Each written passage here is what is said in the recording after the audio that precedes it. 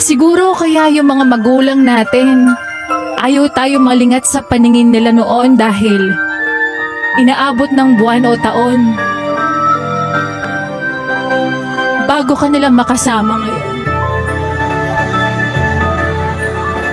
Siguro kaya nung bata tayo, pinapatulog tayo sa hapon kasi kapag tumanda ka na, mamamalimos ka na ng tulog at pahinga.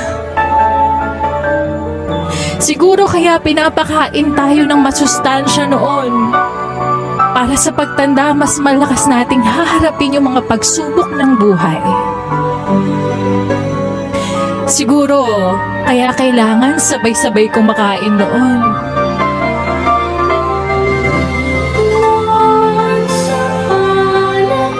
Kasi darating pala yung araw na mag-isa ka na lang kakain ngayon.